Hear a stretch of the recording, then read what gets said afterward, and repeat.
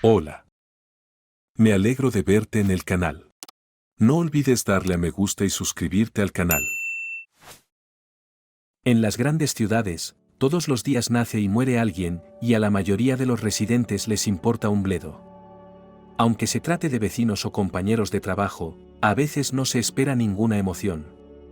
Otra cosa son los pueblos, donde cada persona es visible. Aquí el nacimiento es una gran celebración, pero la muerte es siempre una tragedia. Los aldeanos de Lexington se pasaron 24 horas hablando de la misteriosa historia de Carlos. Te lo digo yo, Angélica, fue el paso lo que le mató. Susurró Sara emocionada. Una comisión vendrá a nuestro pueblo, y la entrada a este lugar quedará cerrada para siempre. Eso dirás tú, replicó Angélica. A veces las fantasías de su mejor amiga iban más allá de lo normal. Ella solo quería cotillear, pero Angélica estaba desconsolada. Junto con Carlos había enterrado no solo a un chico guapo, sino también sus esperanzas de un futuro mejor. Era doblemente frustrante que tuviera que mantener sus emociones bajo control. Nadie en todo el pueblo sabía de su amor, solo lo adivinaban. Carlos murió de forma extraña e inesperada. Ayer vivía y hoy yace en un ataúd. Afortunadamente, el tipo se hizo militar, y por lo tanto mucho tiempo para buscar un traje de ceremonia no tuvo que ponerse un uniforme de ceremonia. A finales de los años 80 en todo Estados Unidos de nuevo comenzó a abrir iglesias, y en el pueblo de Cmuron también apareció su propia parroquia. Resultó que el granero, donde previamente almacenado grano, era una iglesia prerevolucionaria. Angelique siempre había sospechado que este edificio de techos altos no había sido construido para la granja colectiva. El lugar le gustaba mucho, tranquilo, apacible. Podía darle a Carlos un último adiós digno. El joven sacerdote dirigió el primer servicio fúnebre de su vida. Como si estuviera viva, susurró Angélica, mirando a Carlos, tragándose las lágrimas, realmente tenía muy buen aspecto para estar muerto. En la penumbra de la iglesia, Carlos parecía dormitar. Si lo despertaban, se levantaba y caminaba. Aquello entristeció y asustó a Angélica. Carlos no se despertaba. No se acercaba a ella, no la abrazaba ni la besaba. Para que nadie en todo el pueblo supiera de su amor secreto, que ocultaban a todos. Así que ella no tomará su apellido, como ambos querían, y sus hijos no tendrán su patronímico. No le queda nadie, suspiró Sara. Ni papá, ni mamá. Y hace un año también se fue su abuela. ¿Qué estoy pensando, Angélica? A lo mejor es algo bueno. Así ahora le estaríamos diciendo a sus padres, a sus parientes qué clase de hombre hemos perdido. Pero así está bien. Nos despedimos y ya está. Oh, Carlos, víctima del gobierno, era el único joven del pueblo que lo consiguió. Casi. Entró en el ejército a los 18 años, y cuando lo desmovilizaron ingresó en una escuela militar. No dijo dónde ni para quién estudiaba. Solo Angélica sabía la verdad, y eso era un gran secreto. Era la única persona en la que Carlos confiaba, y solo un poco. En vacaciones llegaba a su pueblo natal con un hermoso uniforme, con charreteras. La tía Maddie, que era como una madre para él, se mudó a su casa. Me pregunto si ahora se quedará con la casa. Y no bebía, y no fumaba, y era muy trabajador. Sara continuó enumerando sus virtudes. No intimidaba, siempre tranquilo, pero muy seguro de sí mismo. Puedes sentir su interior, ¿verdad? ¿Qué tipo para dejar? Estas palabras hicieron que Angélica se sintiera aún más ofendida. Carlos había prometido entregarle su corazón cada vez que viniera de visita. Y ahora aquí estaba. Al oírlo del núcleo interno, Angélica empezó a sonrojarse, pero luego se dio cuenta de lo que quería decir su amiga. Los aldeanos aún no estaban acostumbrados a la libertad religiosa, y por eso eran reacios a ir a la iglesia. Pasaban como si tal cosa y bautizaban furtivamente. 3 hombres permanecían en silencio junto al sacerdote que leía la oración fúnebre. Todos eran guapos y altos, 2 mayores y uno bastante joven. Y aunque iban vestidos de paisano, los contornos de sus charreteras quedaban impresos en sus poderosos hombros. Probablemente, venían a buscar a su colega, que se había ido de vacaciones tan infructuosamente. «Adiós, ciudadanos, el féretro con el cadáver saldrá dentro de 5 minutos», dijo en voz alta uno de ellos, un joven con un atractivo bigote, cuando el sacerdote hubo terminado de leer la oración. La iglesia había quedado completamente a oscuras. «Daos prisa en despediros o tendremos que viajar a oscuras». Solo unas pocas personas acudieron a despedirse de Carlos. Excepto Angélica y Sara, ancianas del pueblo que nunca se pierden un funeral. Las chicas tenían miedo de acercarse al muerto, en su pueblo nunca habían muerto hombres jóvenes que ellas recordaran. La abuela derramaba lágrimas amargas mirando al chico en el ataúd. «¿Por qué te fuiste?», preguntó entre sollozos, aunque sabía la respuesta a esa pregunta. Todo el pueblo lo sabía. «Ahogado en el río», respondió el hombre sin uniforme. «El destino es muy caprichoso».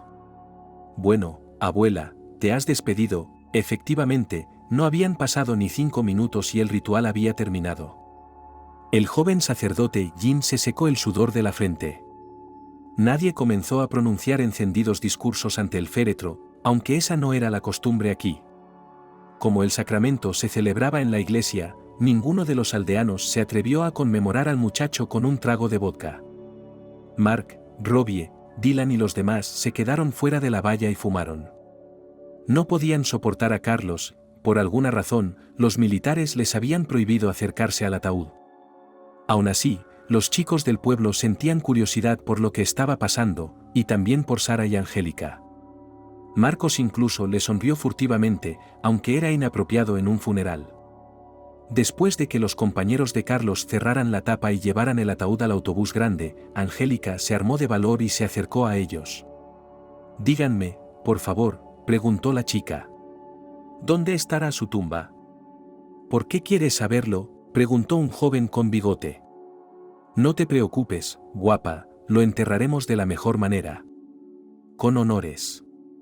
«Yo le quería», replicó Angélica. «Ojalá supiera dónde está la tumba. Venir de vez en cuando, a poner flores. Y dejas tu número de teléfono, te llamamos y te decimos», contestó el tipo. «Carlos, ya ves, todas las garantías».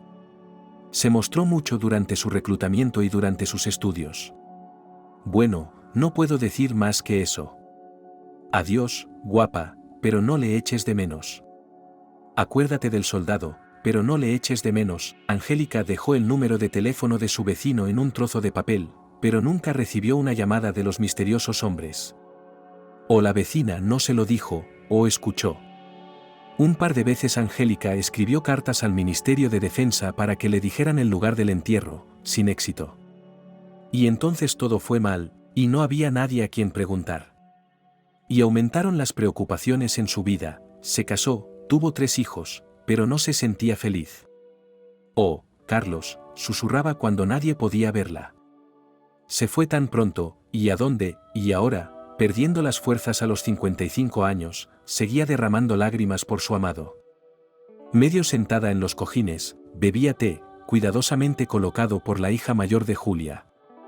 Y mientras la bebida en la taza iba disminuyendo, se daba cuenta de que sus fuerzas la abandonaban para siempre. Era aterrador. En ese momento, habría preferido beber su característico licor de cerezas deshuesadas, pero por alguna razón Julia sintió lástima por su madre. «Mamá, tienes tensión», le dijo su hija. «Tienes que pensar en tu salud. Cuando te pongas bien, beberemos naliuca y cerveza fría». Angélica quiso decirle a Julia que ya era demasiado tarde. Que la salud es como un manzano o un peral, que está escrito en el destino morir joven, por mucho que se injerte, por muchos cuidados que se tengan nada servirá. Y Angélica no conoció a ningún médico hasta los 50 años, ella misma cargaba pesadas piedras y tiraba de sacos de patatas. Y entonces se enfermó y nada la ayudó. Quería beber nalivochka por última vez antes de morir, pero no tenía fuerzas para llamar a mi hija y pedirle que le echara 15 gotas. Tenía la garganta seca, no podía hablar más alto que un susurro por miedo. Nadie la oiría. Y cuando el té de la taza se acabó, la mano de Angélica cayó sin fuerzas sobre la almohada. Durante un rato más lo vio y lo oyó todo, dándose cuenta de que se estaba muriendo. Pero no podía hacer nada. Angélica sabía que en un momento así debía decir algo inteligente e importante. Pero no había nadie cerca que pudiera oírla. Así que se limitó a susurrar al vacío: me estoy muriendo sola, pero te siento cerca de mí, mi amor, y desapareció. Como se ahogó Carlos, quien encontró su cuerpo es un misterio cubierto por la oscuridad. Todos sabían que era un excelente nadador, porque el ágil muchacho podía sumergirse durante 1 hora en el fondo de un lago frío y coger cangrejos de río. Carlos las cocinaba de maravilla, las servía inmediatamente en un caldero con marcusca, ajo y eneldo, que doblaba cuidadosamente en un paño. Estaba tan sabroso que resultaba delicioso. Justo una semana antes de su extraña muerte, fue con Angélica al río local de aguas cristalinas. El joven pescó cangrejos de río y Angélica hizo una hoguera. Luego nadaron juntos, se besaron y rieron de su amor juvenil, el primero y más puro. La muchacha quiso llevarse una botella de licor de luna, pero Carlos se lo prohibió terminantemente. Y ahora hasta le gustaba que estuvieran embriagados solo de amor y de una hermosa tarde de verano. Con un palo largo el chico sacó cangrejos de río cocidos del agua hirviendo y los tiró a la hierba. Luego me enseñó a limpiar las pinzas para llegar a la carne. Eso lo aprendí en el ejército, me dijo. En el ejército siempre tienes hambre. Solo piensas dónde comer y qué comer. Una vez nos enviaron a unos ejercicios y estuvimos medio día con el agua hasta las rodillas. Vi que venían cangrejos de río. Así que los cogí, los serví, estaban deliciosos. Carlos no estaba siendo deshonesto. Debía ser que las normas nutricionales en el ejército estaban calculadas correctamente. Y un soldado tenía que consumir exactamente la cantidad de comida que le daban. El problema era que no todo lo que figuraba en los documentos llegaba a la mesa del soldado raso, en primer lugar. Y en segundo lugar, el joven cuerpo en crecimiento exigía una mayor nutrición. Carlos medía 190 centímetros, y en los hombros era extremadamente ancho. Podía levantar a Angélica en brazos y lanzarla hacia arriba como si fuera una niña. Una vez nos echaron al bosque para entrenarnos durante un día, le contó después de la desmovilización sobre las obras maestras culinarias del ejército. Solo teníamos una pala, un cuchillo de bayoneta y un fusil. Las trincheras, entonces, debían cavarse justo al borde del bosque. Así que mis muchachos y yo reunimos tales cerdos, y me las arreglé para tender una trampa a una liebre. Huyó, pero, como iba a huir de mí con hambre, y con embeleso contaba lo del asado de liebre salvaje con setas. Al escuchar estas historias, Angélica no pudo evitar sentir respeto por su compañero de aldea. No se queja, no gimotea ni se lamenta, sino que simplemente vive. Se imaginó en su lugar, hambrienta en el bosque. ¿Tendría el valor de cazar una liebre con sus propias manos? ¿No te dan de comer en el ejército?, le preguntó. Sí, contestó Carlos. ¿Y si haces ejercicios, te dan raciones de sopa?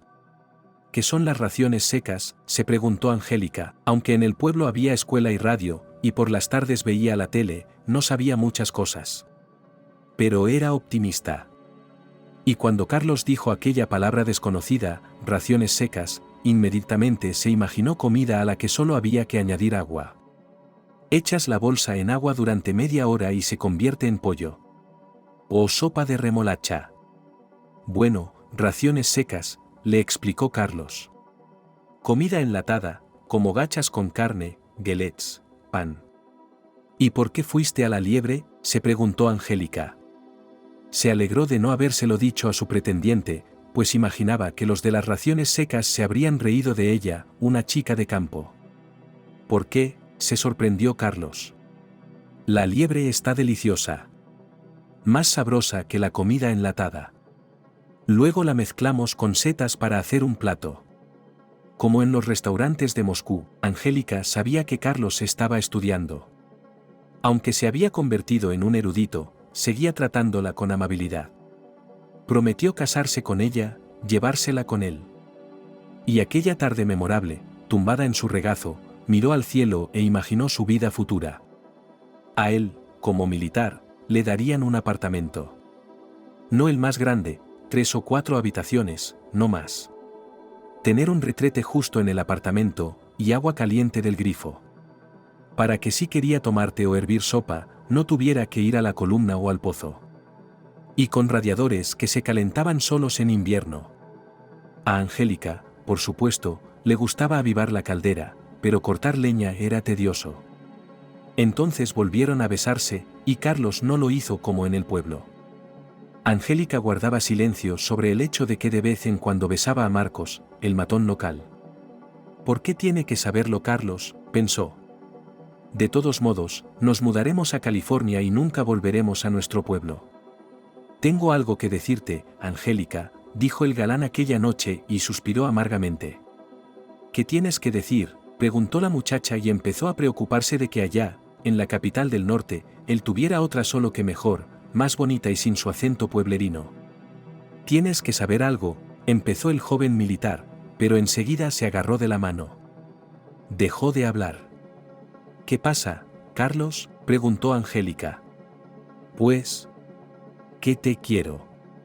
Que te quiero mucho. Nos casaremos y nos iremos a Nueva York.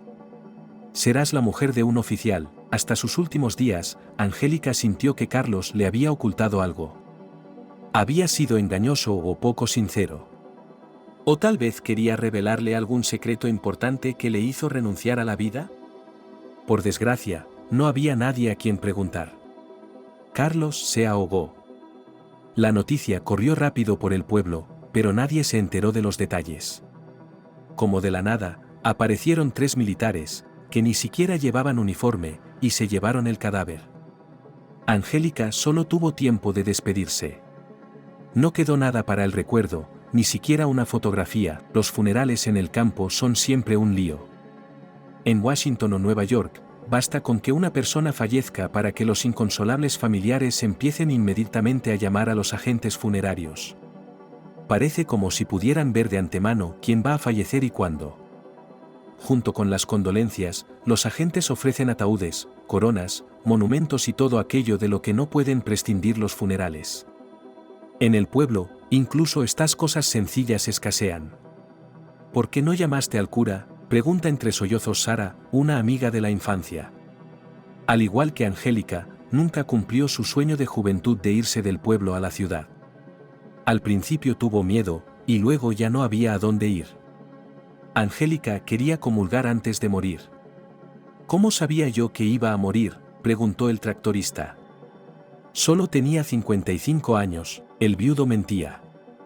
No le caía bien el padre de Jimmy, aunque Angélica se lo hubiera pedido, no le habría llamado. Tendría que llevarlo, ofrecerle té y café, sonreírle. Nada de fumar. Aún no podía hacerse a la idea de que Angélica, su esperanza y su apoyo, se hubiera ido tan rápida y fácilmente. Ahora Mark se rascaba la cabeza, ¿de dónde podía sacar tanto dinero para pasar con dignidad el último viaje de su mujer? Sí, los últimos años se pelearon mucho, en cuanto los niños crecieron y salieron del nido. Ella no le daba la vida, ni con los amigos en la casa de baños para sentarse en la bañera, ni a la mujer favorita del pueblo vecino para ir a tomar el té. Pero ahora se había ido, y era necesario recogerla de una manera digna. Papá, dijo Julia, la hija mayor. Tenemos que ir al pueblo enseguida.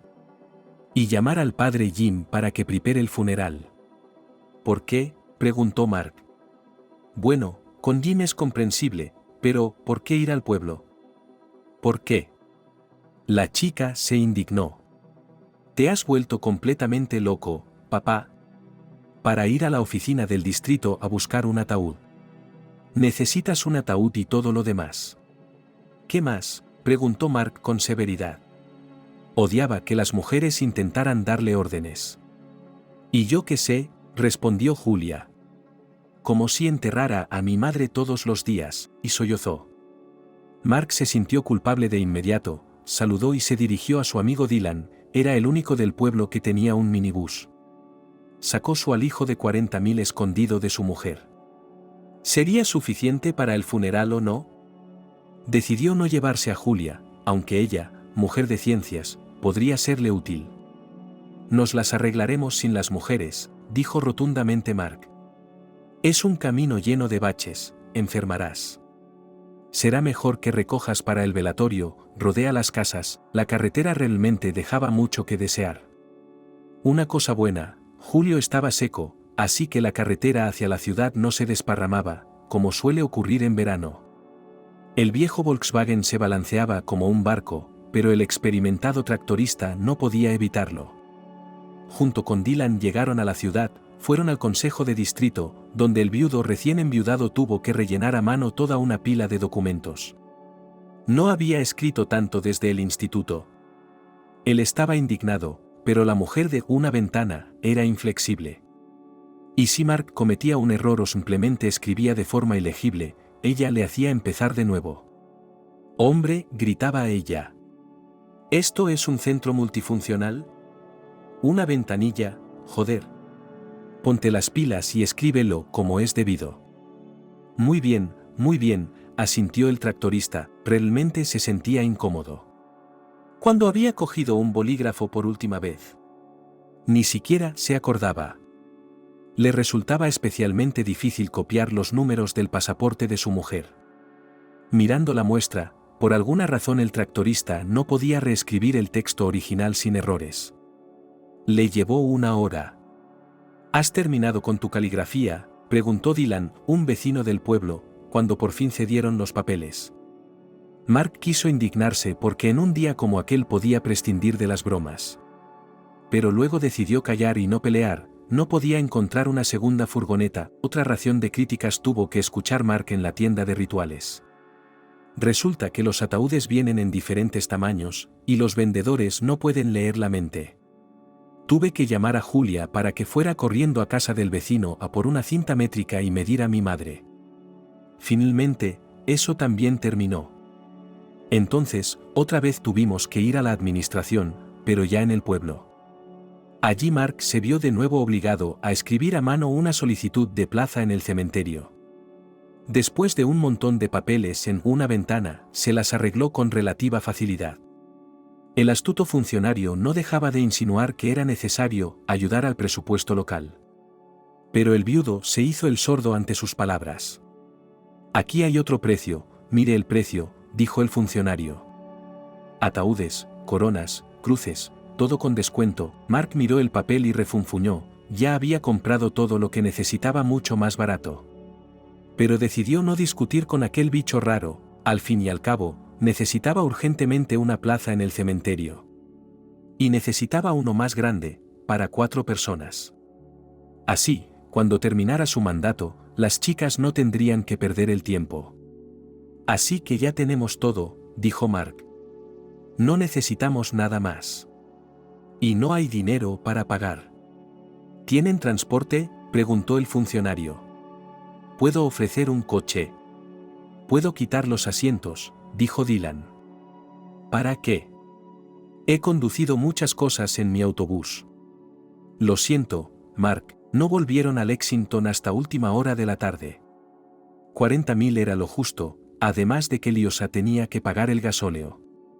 Hicieron un apretón de manos que arreglarían más tarde.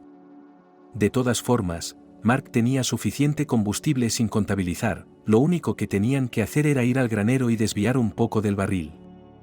Decidieron no hacerlo hoy, sino irse a descansar, las preocupaciones del luto los habían agotado a los dos. Mark, el tractorista, se sentía como si se hubiera pasado todo el año viajando. Cuando llegó a casa, quiso llamar a su mujer para que calentara la sopa y pusiera una botella en la mesa. Pero entonces recordó que, llamara a quien llamara, no conseguiría comunicarse. Las últimas semanas Angélica se rindió mucho, apenas podía levantarse de la cama, pero siguió cocinando. Se sentaba en una silla en la cocina, ponía una mesa delante y empezaba a hacer chuletas. O a picar verduras. Tenía la idea de que una mujer, incluso tumbada en su lecho de muerte, debía alimentar a su hombre al máximo. Por supuesto, ella no podía hacer mucho, Julia la estaba ayudando. Su hija mayor no estaba en casa, ni tampoco las demás. Mark fue a la cocina de su espaciosa casa de campo, encontró una olla de sopa que su mujer había preparado el día anterior y la calentó. Se sirvió un tazón grande y empezó a sorberla. Como por arte de magia, apareció ante él una botella de vodka. Ni siquiera recordaba cuándo la había tomado, pero era evidente que se había estado preparando para este momento. El vaso se empañó, la botella esperaba su momento en el frigorífico. Se sirvió un trago, se lo bebió, comió un poco de centeno. Y lloró amargamente, dándose cuenta de que Angélica se había ido y no había forma de traerla de vuelta. Al 7º día de la muerte de Carlos, el humor de Angélica se volvió completamente repugnante. Por fin se dio cuenta de que no solo no podía vivir sin su militar, sino que tampoco quería hacerlo. Que lo amaba con todo su corazón, y ahora sin su risa, sin sus obras maestras culinarias, el mundo no era dulce para ella. Ir a trabajar a la granja colectiva, donde trabajaba como ternera, se le hacía cada vez más difícil. Quería beberse una botella de alcohol de un trago y desaparecer. «Oh, Angélica, Angélica», dijo Sara, observando el estado de su amiga. «Así es como te has caído. ¿Cómo puedo ayudarte?». Angélica guardó silencio. No había cura para su melancolía en el mundo. Necesitaba desesperadamente, terriblemente, hablar con Carlos. Aunque él ya no estaba, Angélica sabía que la frontera entre el mundo de los vivos y el de los muertos era escurridiza. Y si querías comunicarte, podías. Tenías que encontrar un adivino, o dormirte bien, entonces él aparecería. Pero no quería contárselo a su amiga, por miedo a oír otra fantasía. ¿Cómo iba a ahogarse Carlos?, se lamentó Angélica una semana después de su entierro. Menudo nadador. Se zambullía y aguantaba la respiración durante mucho tiempo. ¿Por qué iba a nadar solo? Yo te lo diré, dijo Sara.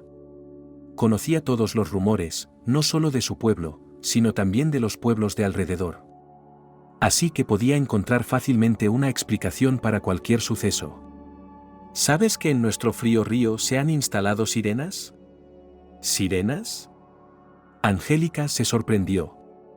Claro que había oído hablar de esas cosas, pero no podía pensar que su amiga creyera en serio en tales milagros. Sí, susurró Sara.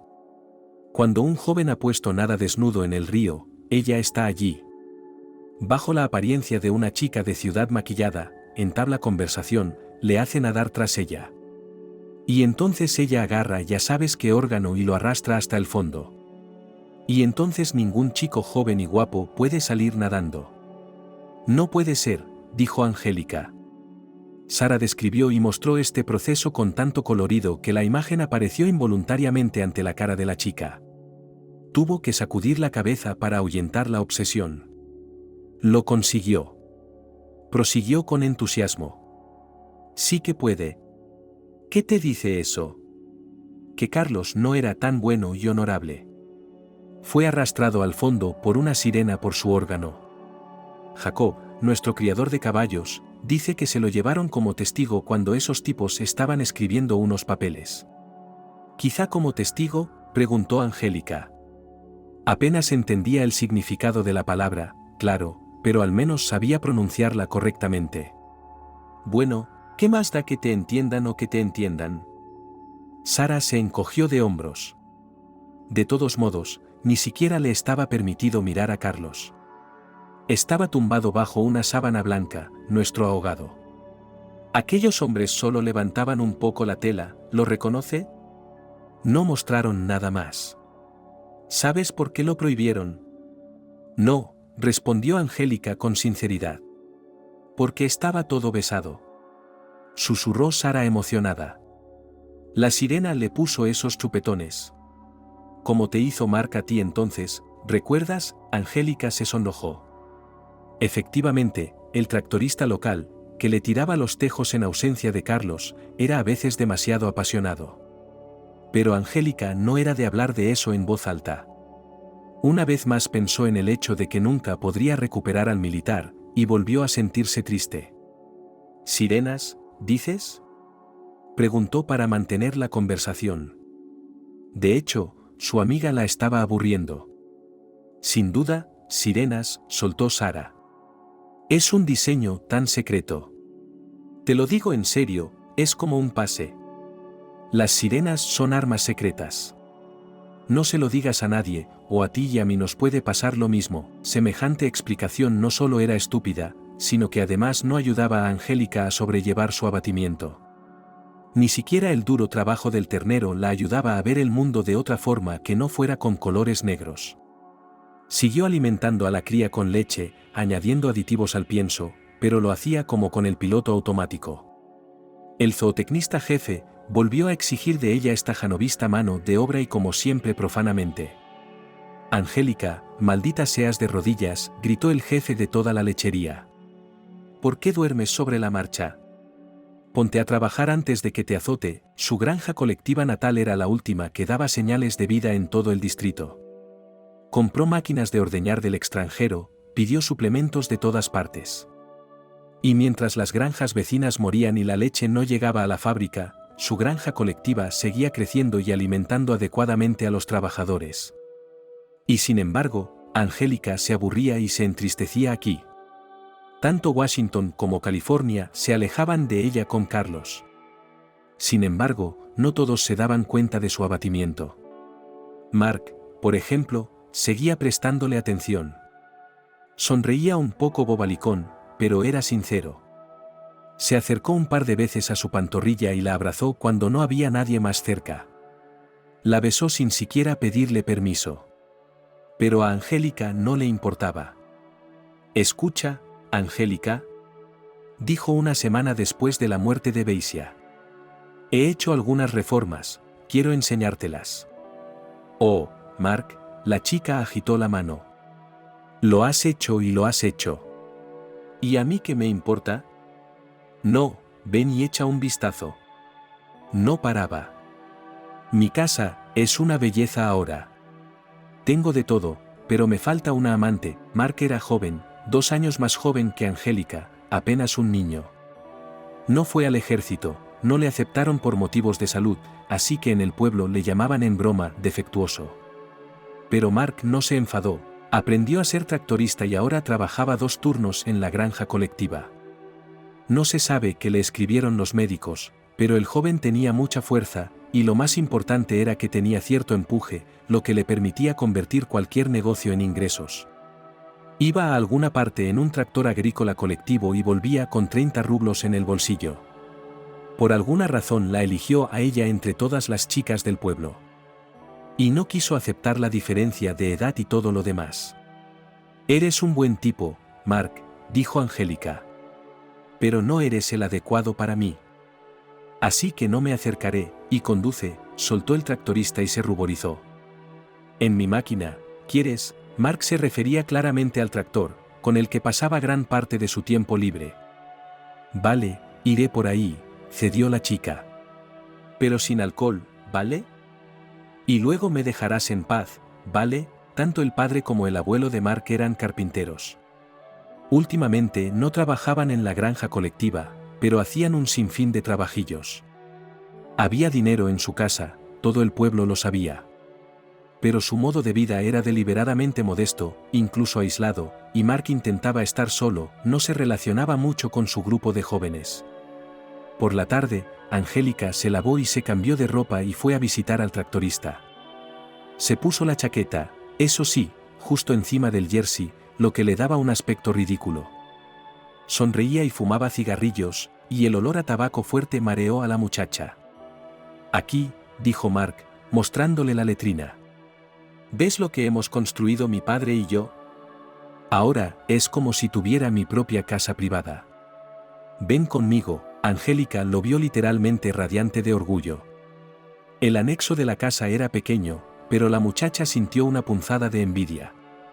Ella está aquí, para separarse de sus padres, necesidad o en la ciudad, o en otra granja colectiva. ¿Y qué le darán allí? Como mucho, una cama en un barracón o en un dormitorio.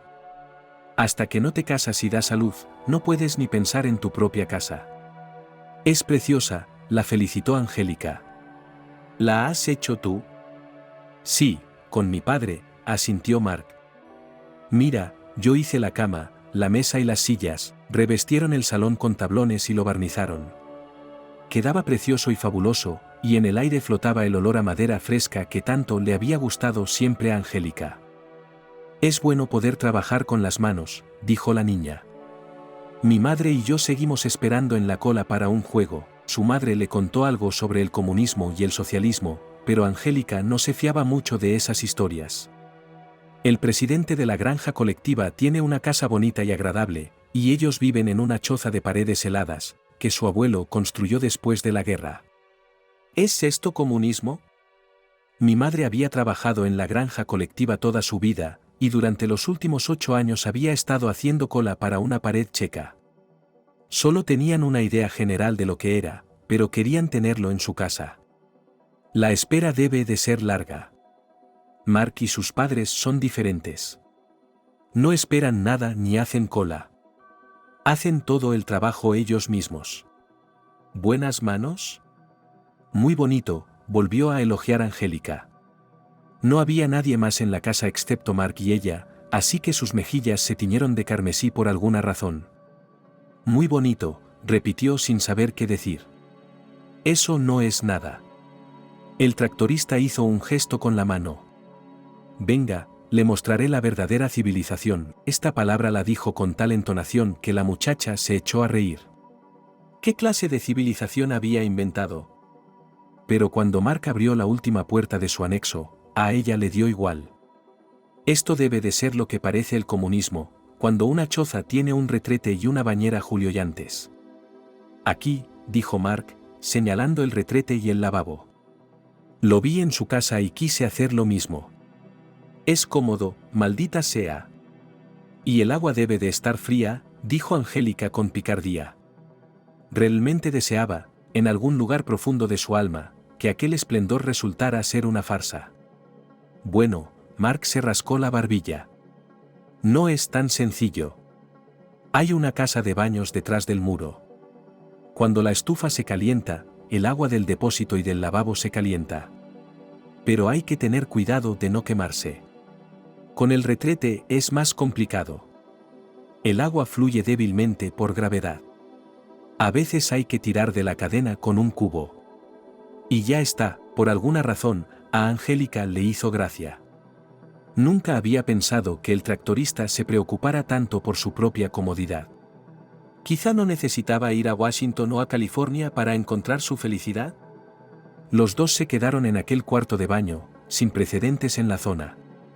Imagínate, Angélica, dijo Mark. El abuelo dice que va a comprar una lavadora. Una de verdad. Entonces seremos felices, ¿eh? Cásate conmigo, Angélica. Sin esperar respuesta, el tractorista agarró a la niña, la metió en un fardo y la arrastró hasta la habitación. Mark y su abuelo habían hecho una buena cama, apenas crujía. Y esa noche, por primera vez en la semana, el humor de la niña se levantó. Pensó que Carlos no era el único en el mundo. Incluso en su pueblo seguía habiendo chicos jóvenes y guapos, aunque no fueran tan educados. Un sacerdote experimentado llevaba más de 30 años alimentando a su rebaño en la iglesia local. Al servicio dominical del padre Jim acudía gente de los pueblos vecinos, y su bulliciosa actividad iba mucho más allá de la aldea. Batiuska estaba dispuesto a dar consejos, a leer una oración de borrachera y de desenfreno, a escuchar cualquier problema. Hace mucho tiempo tuvo la idea de organizar un coro de niños, y ahora la quinta o sexta generación de chicos y chicas acudía a él. El padre Jim era querido y respetado. Él correspondía, tratando a cada feligrés como a un pariente. Por eso le disgustó tanto ver a Angélica en su lecho de muerte. La feligresa le ayudaba en la iglesia, lavaba los cristales, tintaba y renovaba algo. Mark incluso estaba celoso de ella y del padre Jim, así que casi nunca iba a la iglesia. Y ahora, de pie junto al ataúd durante el servicio fúnebre, el tractorista se arrugaba de pies a cabeza. En la vida terrenal, un cristiano experimenta mucho dolor y sufrimiento. Pero la prueba principal es la muerte, el gran sacramento del viaje al reino de Dios. Recemos por la sierva de Dios difunta Angélica y encendamos velas en su memoria, dijo el obispo tras leer oraciones y salmos. Que encuentre el camino hacia el reino de la vida eterna, y que nos ayude a nosotros, humildes siervos de Dios. Desde esa Sara, los aldeanos no tuvieron más que asentir ante estas hermosas palabras. Las inconsolables hijas derramaron lágrimas, pero Marcos solo parpadeó. En sus pensamientos deseaba que el funeral terminara pronto para poder estar solo. Entonces se acordó del velatorio, y su humor se agrió de inmediato. Todo el pueblo murmuraba que Mark había llevado a Angélica a la tumba antes de tiempo. Que podía pegarle y hacerle daño, pero que ella lo toleraba todo. Por el bien de sus hijos y para que nadie en el pueblo pensara nada malo de ellos. Había una razón para ello: Angélica y Marcos se habían criado muy bien. Aquí, por supuesto, todo el mérito de la madre, que por el bien de sus hijas estaba dispuesta a trabajar de sol a sol. La profesión de Mark es la de tractorista, muy solicitado, el primer hombre de todo el distrito, necesario tanto en invierno como en verano.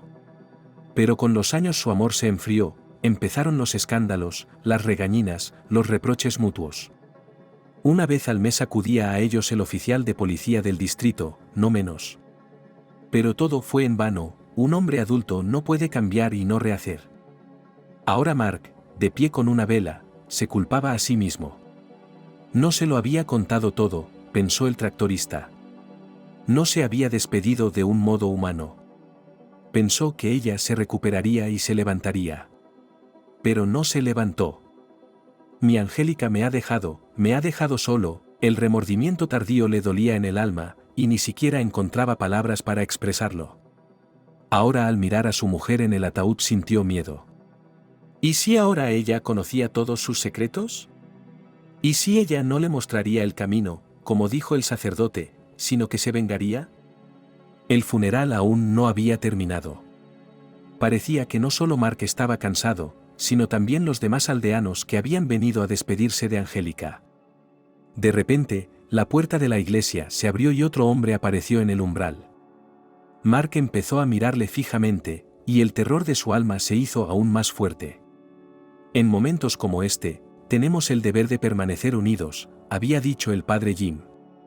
Angélica dejó un hermoso legado, 3 hijos que venían a rezar por su alma, un hermoso hogar en el que siempre se recordaba la palabra de Dios.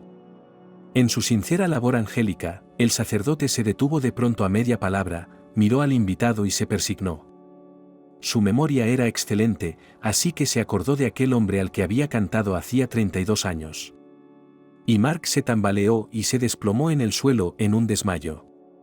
Sara lloraba y estaba histérica, aterrorizada de haberse vuelto loca. De repente, salió gritando por la puerta.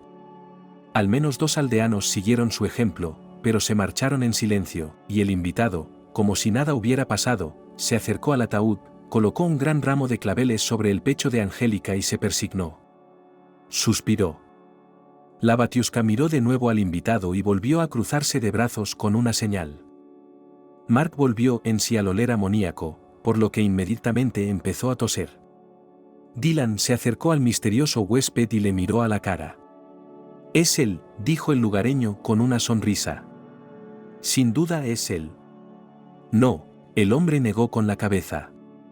«Me ha confundido con otra persona». «He venido al funeral de mi amigo». Dylan se quedó helado como fulminado por un trueno. ¿Es él o no es él? La cara le resultaba familiar, habían ido a pescar juntos de niños. Pero la confianza con la que el hombre descartó su suposición era desalentadora. ¿Era solo una visión? Solo el padre Jim se mantuvo alerta. Cuando vio que Mark había recobrado el conocimiento, hizo un gesto con la cabeza a los de la mudanza y estos recogieron el ataúd y lo llevaron a la furgoneta. Resultó que el joven Mark estaba tan preocupado por la muerte de Carlos como Angélica. Aunque nunca lo dijo, el joven militar le caía muy bien. Miraba su uniforme, su porte, y deseaba ser como él. Pero en la familia prevalecían genes bien distintos. Tanto el abuelo como el hijo y el padre eran bajos, pero muy fornidos. ¿Crees que se ahogó así?, preguntó el futuro marido. Nadaba como tu ballena. No lo sé, respondió Angélica.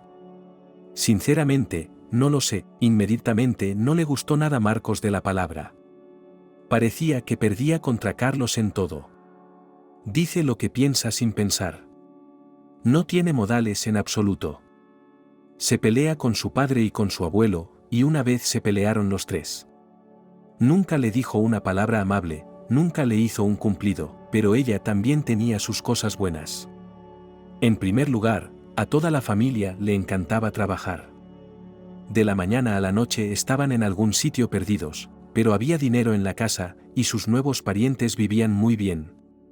En segundo lugar, sabían hacer de todo, y lo más importante, lo querían todo. El padre de Marken se había hecho rico por todos los medios. Y ahora los tres discutían sobre la mecánica del automóvil en su incomprensible lenguaje masculino. No creo que Carlos pudiera haberse ahogado, empezó de nuevo Mark. Parecía no tener otros temas de conversación. ¿Sabes por qué? No, respondió Angelique. Es imposible ahogarse allí, continuó Marcos. El fondo es llano, no hay enganches ni remolinos. Y Carlos no bebe, por cierto. Seguro que cuida su salud, lo dijo como un reproche. No era costumbre en la familia rechazar el alcohol. Y por alguna razón bebían el vodka en vaso en vez de en chupito. Pero a la chica le pareció en aquel momento que podía reeducar a su futuro marido y mantenerlo alejado del alcohol. Solo hay que explicarle que el vodka no hace bien. Y si ya bebes, pues un poquito, no hasta que te caigas al suelo. No beber, corrigió Angélica y añadió con sentido, por cierto, no es tan mala costumbre.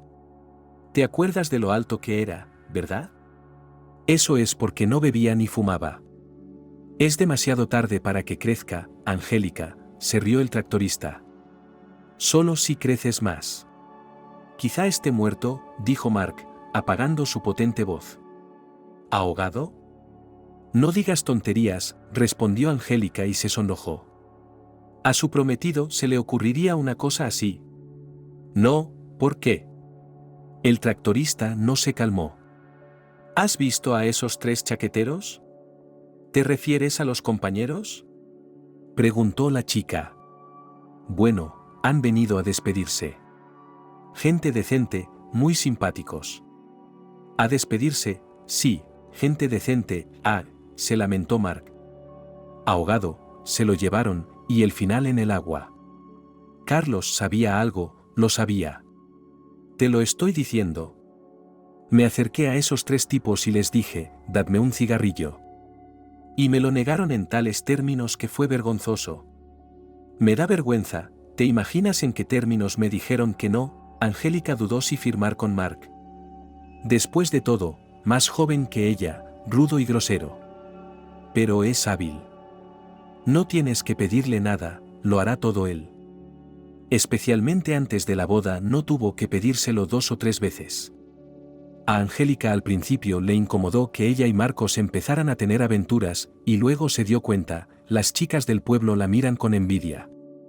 E inmediatamente decidió que el marido tractorista, e incluso con su propio anexo, no es la peor opción. Solo su madre parecía muy maltratada.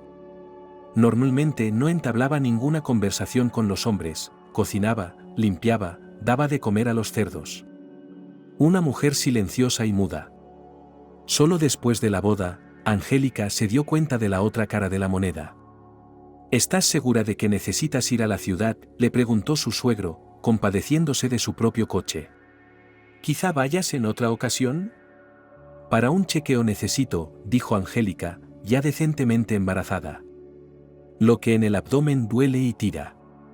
Bueno, mañana iremos, contestó su suegro. Pero él tampoco iba a ninguna parte mañana. Marcos y su familia bebieron de ella fuerza y salud. Dio a luz a 3 niñas, las puso en pie, pero se secó. Y hasta ahora no se había dado cuenta de que todo lo que llevaba dentro le dolía y a veces ardía en llamas. Fue incómodo para ella no pedir ayuda ni a Marcos ni a su padre. Después de su muerte en broma, Carlos se separó fácilmente de su verdadero nombre, apellido y pasado. Después de todo, en esencia, ¿qué le había unido a su pueblo natal? Solo Angélica, una hermosa flor que crecía en medio del barro. El Estado le dejaba pocas opciones, o el servicio o el amor. A los 23 años, la cuestión de las prioridades ni siquiera se planteaba. Hay muchas chicas por ahí, y es poco probable que reciba ofertas tan tentadoras. Verás, dijo el coronel Jacob, su Juliavnik y camarada. Hay algunos puestos que son incompatibles con la familia. Pero no te arrepentirás. Tendrás un nuevo pasaporte, un nuevo nombre.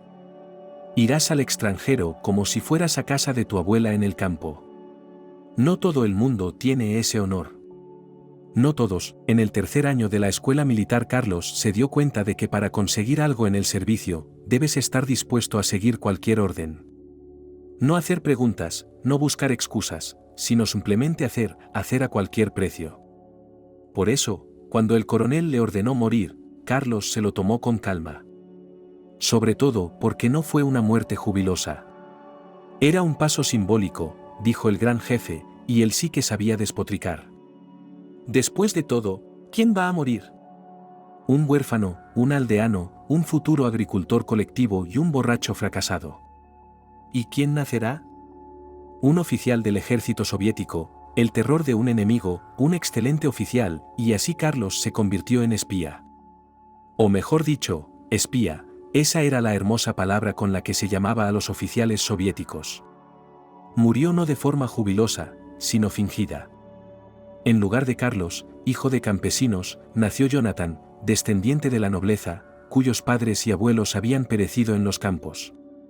Le dieron un nuevo pasaporte y le obligaron a memorizar una biografía que en realidad no existía, y mientras Carlos aprendía idiomas, comprendiendo las sutilezas de su nueva profesión, ocurrió algo terrible: la URSS se derrumbó. El ejército soviético, en cuyas filas iba a ocupar un lugar de responsabilidad, desapareció. Y durante algún tiempo el joven oficial estuvo sumido en la confusión: ¿qué hacer ahora? ¿Cómo seguir viviendo? Un juliávnik de alto rango acudió de nuevo en su ayuda. La cosa es así, dijo el coronel Jacob. Los EEU no van a ir a ninguna parte. Y los EEU se saldrán con la suya. Así que estudia, Jonathan, prepárate.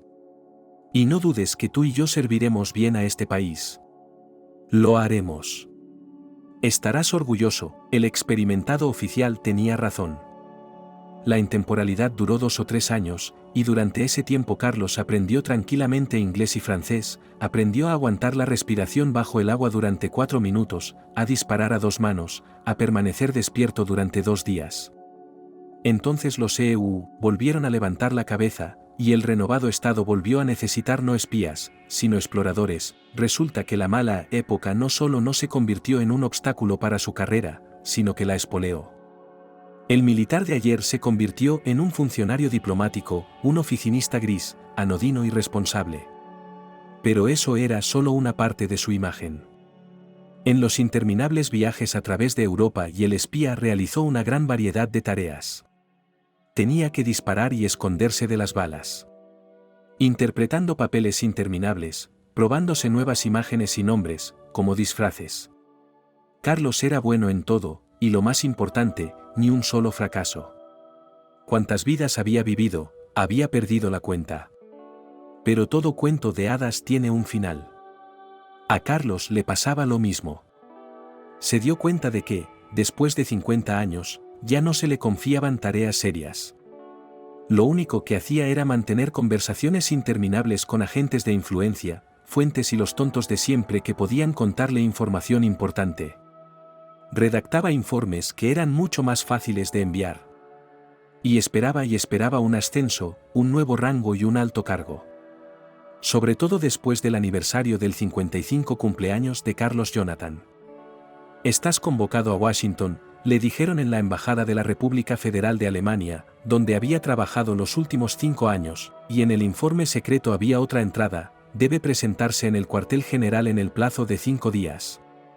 El anciano explorador se sintió entonces indeciblemente feliz. Sí, había llegado el momento de sentar la cabeza, de establecerse en su país natal. Tal vez incluso formar una familia, debía afrontar su vejez con alguien, ¿no? A los 55 años Carlos se sentía enérgico y lleno de vigor. Como era su costumbre de joven, no acumulaba cosas, así que todas sus pertenencias después de 5 años en la embajada cabían en 2 maletas. Cuando el avión aterrizó, Carlos sintió de repente una sensación de euforia. Le parecía que ahora estaba seguro de conseguir un puesto acorde con sus méritos. Tal vez incluso podría ser elegido diputado. Llegó al hotel, se afeitó y se lavó la cara, se puso su mejor traje y se dirigió al cuartel general. Seguro que le dan el puesto de general, susurró Carlos, cantando alguna melodía que había memorizado en el avión. Un despacho espacioso, un chofer privado. Por fin tendría una vida decente, qué equivocado estaba. Carlos entró en la vieja iglesia, que a su paso había funcionado como depósito de municiones y granero. No pudo evitar quedarse mirando. De un edificio antiestético donde había pasado las últimas horas de su vida pasada, se había transformado en una obra de arte.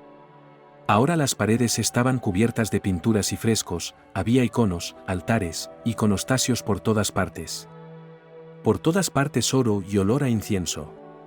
Tanta belleza le dejó sin aliento. Al acercarse al ataúd, vio a su Angélica. Por supuesto, si se la hubiera encontrado por la calle, no la habría reconocido. Tenía el pelo gris, la cara arrugada y las comisuras de los labios caídas. Era como si los últimos años de su vida hubiera estado disgustada todo el tiempo. Al acercarse al ataúd, el hombre colocó sobre su pecho un ramo de claveles que había traído consigo de la gran ciudad. ¿Qué tipo de flores le gustaban?, pensó Carlos para sí. En realidad no sabía nada de ella. Todo lo que quedaba de los recuerdos de 30 años atrás era como nadaban desnudos en el río y luego se calentaban el uno al otro con su propio calor. Cómo cocinaban cangrejos de río juntos. Ocultando su primer amor a todo el pueblo. Carlos le había prometido matrimonio 20 veces, pero le había engañado. Sus pensamientos en aquellos años volaban muy lejos, más allá de las fronteras de su pueblo e incluso del estado. Era él, oyó susurrar Carlos. Sin duda era él, pero los recuerdos y la visión de su amada mujer en el ataúd le tenían tan enganchado que el hombre dejó de prestar atención a lo que ocurría en la iglesia. Lo único que le sacó de su aturdimiento fue un fuerte ruido al caer al suelo un hombre de aspecto sencillo vestido con chaqueta. Carlos le miró. Mark. No había cambiado nada, salvo una pequeña barba. Era él, dijo Carlos, como si estuviera medio dormido. Otro hombre apuntaba sin miramientos en su dirección. Su cara le resultaba familiar, pero no recordaba su nombre. «Me confundes con otra persona», susurró Carlos con rabia. «He venido a despedirme de alguien que conozco». «¿Es usted?» El hombre no paraba. «Bueno, dime, ¿tú?» «Compórtate en la iglesia», siseó Carlos. «Muestra un poco de respeto por los difuntos», el padre Jim asintió con la cabeza. Carlos no lo reconoció, pues la última vez que lo habían visto era un hombre joven. Era como si el tiempo le hubiera agrandado. Murmuró algo más, hizo un gesto con la mano y los de la mudanza subieron el ataúd. Así fue como su primer y único amor fue enterrado rápida y secretamente. «Los familiares acompañan al difunto», dijo el cura. «Si no te encuentras bien, puedes tomarte un descanso». «¿Oyes eso, Mark? Te digo que descanses, que te recuperes», pero el inconsolable viudo no le hizo caso, aunque estaba ansioso por tomarse un respiro y recuperarse un poco. Mirando de nuevo a Carlos con fijeza, Marcos se acercó también al féretro y ayudó a cargarlo. El invitado tuvo la sensación de que todo el pueblo le reconocía. Que 32 años atrás habían interpretado el episodio de la muerte con demasiada astucia. Pero Carlos no sentía remordimientos por ello. Deseó haberse puesto una peluca o un disfraz antes de ir a su pueblo natal. Pero la falta de disfraz tenía un cierto sentido, quería presentarse ante Angelique como él mismo, como su verdadero yo. No era solo su muerte lo que le perturbaba, aunque eso era difícil de aceptar. No. Ver a su primer amor había sido un verdadero golpe. Era como si alguien se hubiera bebido toda su vida, y en lugar de la joven belleza que él recordaba, fuera una anciana en un ataúd. Carlos se exhaló con amargura. Ahora volvería a su coche, arrancaría el motor, pondría música y se marcharía. Ahora se iría para siempre. Empezaría una nueva vida, la quinta o la sexta, había perdido la cuenta. Aún conservaba un orgulloso porte del servicio, que sin duda le ayudaría a mantenerse con vida y a no perderse. De repente, el antiguo explorador vio a Angélica viva, joven y hermosa y se quedó helado. Y sintió que el suelo temblaba bajo sus pies, pero con un esfuerzo de voluntad aguantó. En el cuartel general no fue recibido como corresponde a un futuro general. El guardia de la entrada revisó larga y meticulosamente sus documentos y le hizo rellenar una autorización. Carlos sabía que se trataba de una especie de prueba. Por eso, con una leve sonrisa, cumplió descaradamente todos los requisitos. E incluso le hizo un saludo de despedida. El jefe de inteligencia no tenía prisa por recibirle. Carlos esperó en la recepción durante 1 hora hasta que salió el inspector. Miró al explorador, que acababa de regresar de Alemania. Incluso le miró con cierto desagrado. ¿Y el jefe?, preguntó Carlos en lugar de saludarle. El jefe está ocupado, respondió el oficial de guardia. Me ha pedido que me disculpe por él. Ahora ve con el personal, están esperando. ¿Cómo que personal? El explorador exhaló. Solo podía significar una cosa, el oficial de guardia se encogió de hombros. Cuando Carlos dio un paso hacia el despacho del jefe, un joven militar le cerró el paso. Primero el personal, repitió. Ya se lo he dicho, el jefe se disculpó, pero pidió que no se le molestara. Está en una reunión. Así que después de todo no entró nadie, dijo el explorador. Llevo 1 hora aquí parado. Conferencia telefónica, respondió el oficial de guardia sin una sombra de vergüenza. Todos saben mentir y no sonrojarse. Vea personal, Jonathan, caminando por el suelo de mármol hasta la segunda planta, el explorador se sintió de repente de 55 años. Le dolía la rodilla izquierda y se sentía mareado por la indignación. Aunque la última vez que Carlos había estado en el cuartel general hacía más de 5 años, no le costó encontrar el despacho adecuado. Y cuando entró, tuvo la sensación de que el personal ya le estaba esperando. El Estado le agradece su impecable servicio, dijo el joven mayor sin preámbulos ni saludos. He firmado una orden secreta para enviarte a la jubilación con el grado de coronel. Como veterano de servicio tiene derecho a elegir una vivienda de las típicas calidades de consumo en cualquier ciudad de Estados Unidos. ¿Despedido, entonces? El explorador sonrió amargamente. En absoluto, camarada coronel, respondió el oficial de personal. Retirado. Tome, lea y firme. Pero si solo tengo 55 años, exclamó Carlos, aceptando los papeles. Puedo hacer mucho más. La orden de alistamiento está firmada, repitió el mayor, como si no le hubiera oído.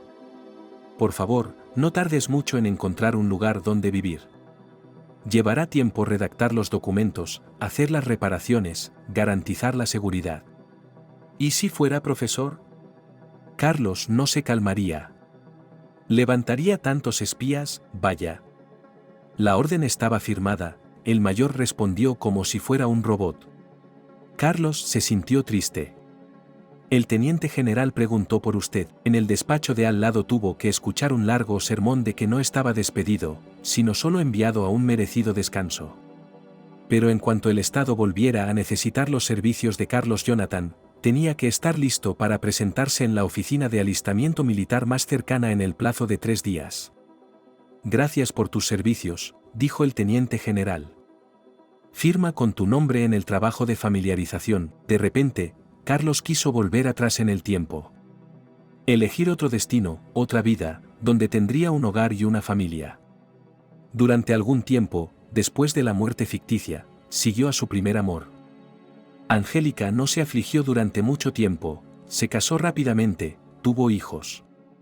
Y entonces la vida de espía arrastró tanto a Carlos que se olvidó de su pasado.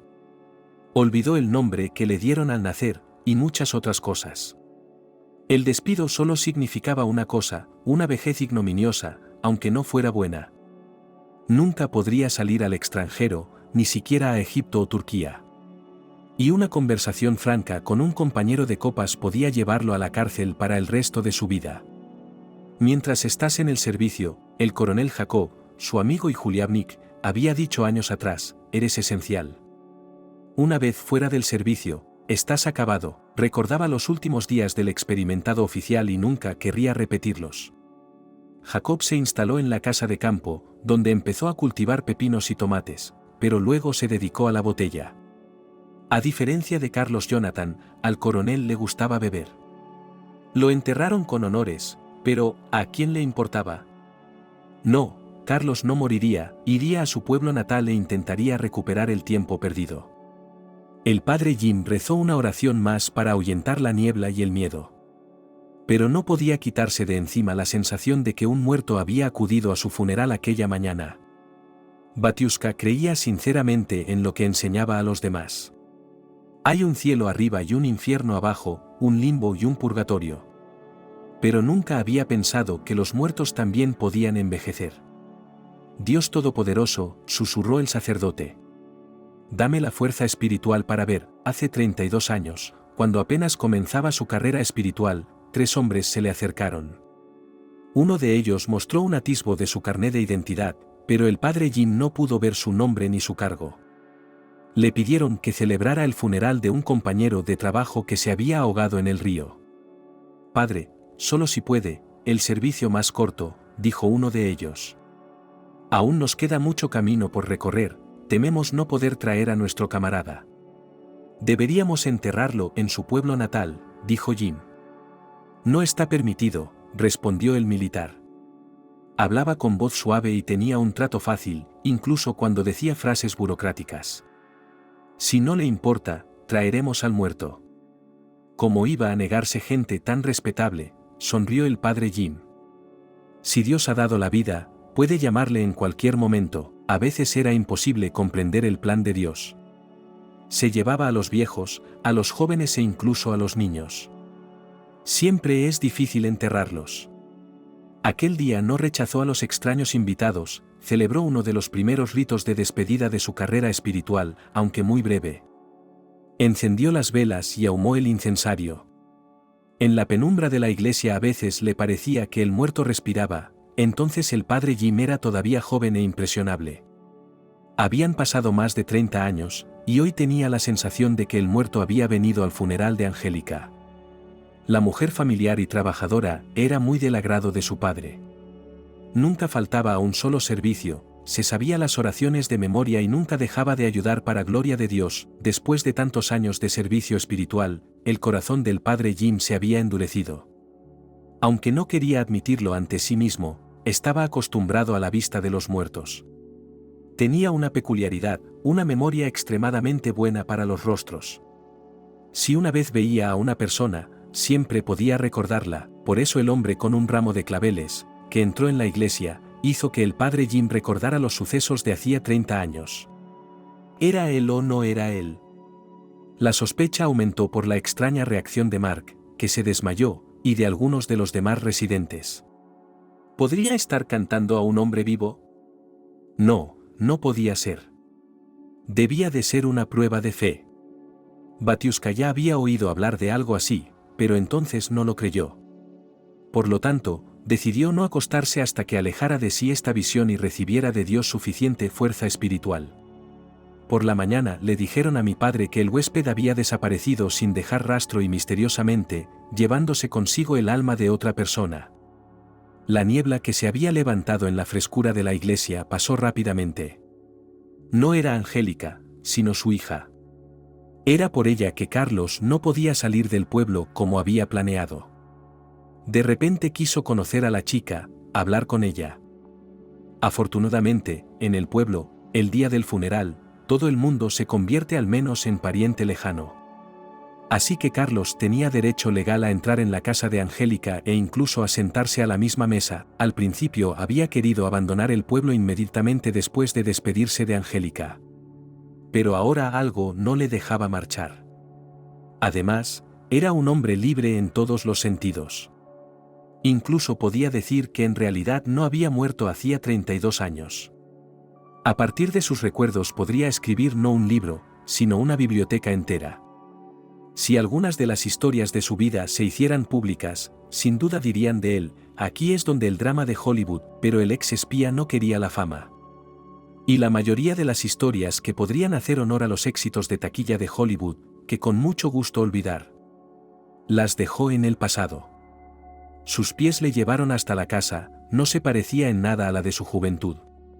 El tractorista la había revestido, colocado una antena parabólica, construido un enorme garaje y remodelado muchas otras cosas. ¿Ha venido al velatorio?, preguntó un lugareño, sonriendo al forastero. Le faltaban algunos dientes delanteros. Sí, asintió Carlos. ¿Por qué no nos calentamos?, ofreció el hombre y mostró la botella a su espalda. ¿Un pequeño brindis para conocernos? Yo no bebo, respondió el antiguo explorador. Entonces, ¿por qué ha venido al velatorio? El lugareño se sorprendió y entró en la casa, la sonrisa desapareció de sus labios. En el velatorio del pueblo, los invitados olvidan rápidamente para que se han reunido. Aquí y ahora los lugareños podían bromear y reír, compartiendo anécdotas de sus vidas. Solo que Mark no tenía cara. Se sentó a la cabecera de la mesa y miró mudamente al frente. Cuando vio a Carlos, se animó. Sí, hasta de ese zar se soltaron para despedirse de un man. Pasa, Carlos, dijo, volviéndose hacia el invitado. Siéntese. Aunque el casero borracho se alegró de tener un invitado, el resto de los aldeanos que aún recordaban al ahogado guardaron silencio. Sara, que también había bebido un par de copas, fue capaz de controlar sus emociones esta vez. Estaba un poco avergonzada de su comportamiento en la iglesia, de la que había salido corriendo y gritando.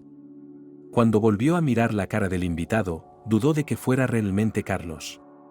«Os lo estoy diciendo», susurró Sara a sus amigas, que también eran mujeres mayores. Una vez cada 30 años las sirenas liberan a un ahogado. Para que se acerque a la gente querida, para que diga algo. Así que lo sueltan. La copia de Angélica estaba sentada no muy lejos de su padre. Carlos se acercó a ella, le estrechó la mano a la manera europea y le dijo, «Mi más sentido pésame. El mundo es un poco peor sin Angélica». «Gracias», respondió Julia, enjugándose una lágrima. «Siéntate, siéntate. Ahora Nora te pondrá los aparatos». «Basia», dijo Mark sin ceremonias, apenas capaz de mover la lengua. «¿Tú? ¿Por qué has venido aquí?» «Tío, estás borracho», se despidió el explorador. «Me has confundido con otra persona. Aunque lamento tu pérdida. Es un golpe perder así a una esposa». Otra chica, al parecer la otra hija de Angélica, puso un plato delante de Carlos. Jonathan bajó un tenedor y un cuchillo. El ex explorador miró la mesa y se sintió triste. «Así es como viven», pensó. «Te vas a confundir, maldito seas». El tractorista sonrió borracho. «Esto es lo que pienso, Carlos. Que tanto los vivos como los muertos pueden mirarse, estar cerca el uno del otro. No pienses que soy un paleto borracho. Estaba viendo la tele. Estaban hablando de ello». Carlos se quedó callado y no dijo nada. Quería hablar con Julia, una copia de Angélica. Los demás aldeanos no prestaron atención al misterioso visitante. «Tú, Carlos, tú», repitió de nuevo Marcos y echó otro trago de vodka simplemente enorme. «Si quieres, puedo enseñarte mi pasaporte», dijo Carlos por alguna razón, y sin esperar respuesta, sacó un documento del bolsillo de su chaqueta. «Toma, mira. Mi nombre es Jonathan, y mi apellido es aún más raro». Marcos se quedó mirando el documento sin comprender, pero no había forma de hacerle cambiar de opinión. El hombre que se hacía llamar Jonathan era tan alto como Carlos.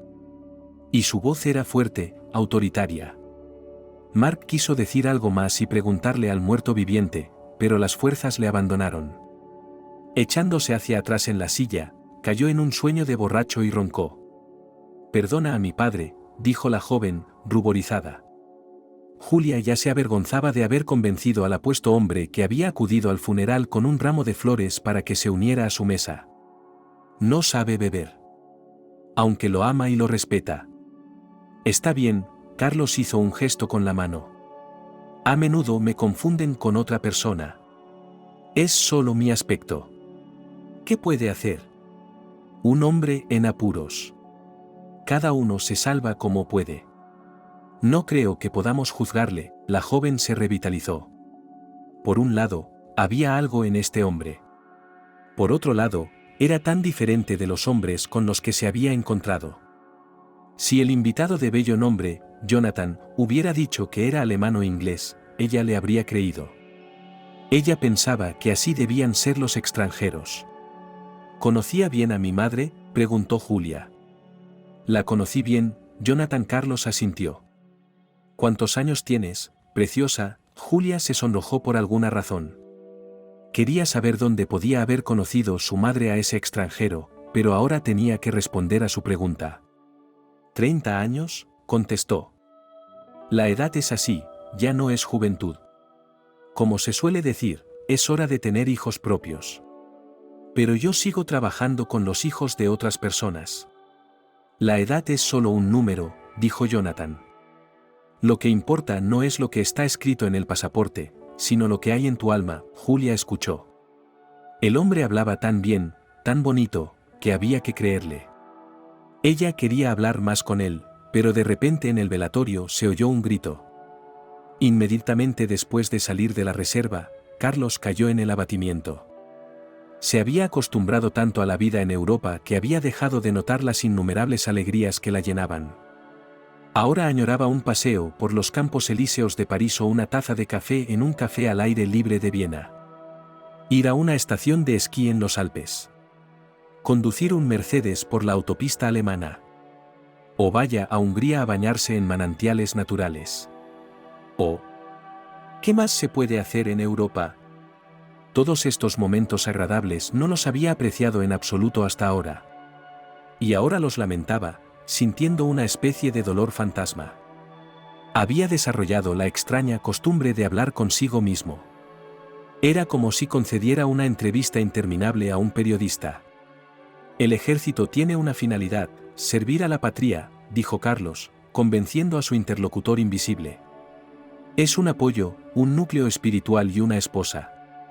No sin razón Aristóteles creía que en un estado ideal un soldado no puede tener familia e hijos.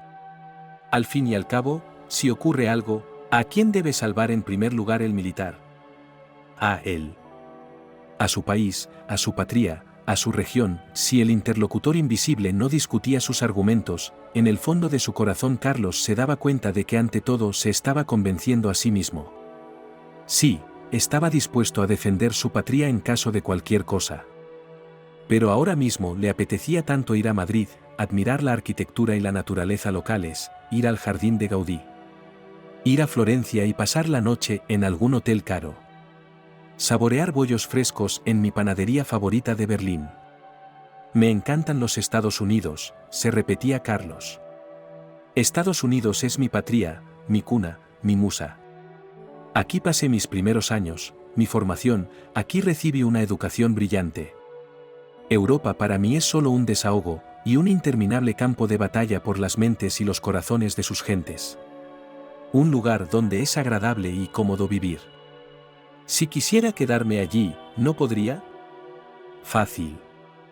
Simplemente no habría obedecido la orden de regresar. Ni siquiera existo sobre el papel. Sobre el papel, llevo muerto más de 30 años, pero Carlos sabía que no podía ir al extranjero, y mucho menos a la Unión Europea. Sabía demasiado sobre el servicio del que había sido apartado tan precipitadamente.